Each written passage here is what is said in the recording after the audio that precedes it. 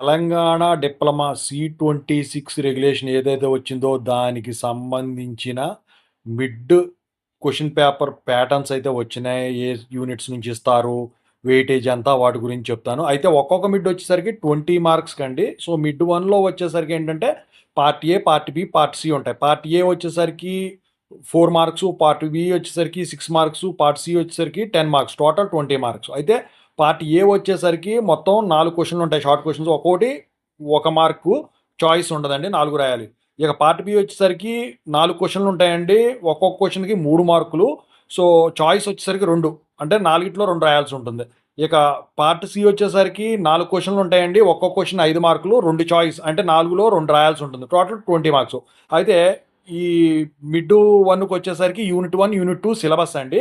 అయితే short క్వెషన్‌లేమో unit 1 నుంచి 1, 2 questions ఇస్తారు. యూనిట్ 2 నుంచి 3, 4 క్వెషన్స్ ఇస్తాడు.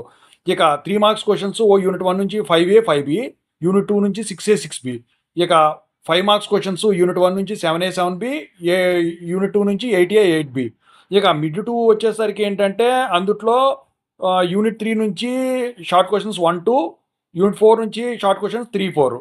ఇక యూనిట్ 3 నుంచి 3 marks questions 5A, 5B, unit 4 నుంచి 3 మార్క్స్ క్వెషన్స్ 6A, 5B. ఇక యూనిట్ 3 నుంచి 5 మార్క్స్ క్వెషన్స్ 7A, 7B క్వెషన్లు. ఇక యూనిట్ 4 నుంచి ఈ 5 మార్క్స్ క్వెషన్స్ 8A, 8B అనమాట. ఓవరాల్‌గా అయితే ఈ క్వెషన్స్ అన్నీ కూడా ఇలాగే ఉంటాయండి. ఇక లెంగ్త్ ఆఫ్ ఆన్సర్ వచ్చేసరికి ఒక్కో క్వెషన్‌కి ఈ పార్ట్ ఏ గాని, పార్ట్ బి గాని, పార్ట్ సి గాని వచ్చేసరికి 1/4 ఆఫ్ ది పేజ్ ఎక్సీడ్ అవ్వకూడదు. ఈ షార్ట్ క్వెషన్‌కైతే. ఒక పేజ్ ఏమో 3 మార్క్సు, 2 పేజెస్ ఏమో 5 మార్క్స్. అది.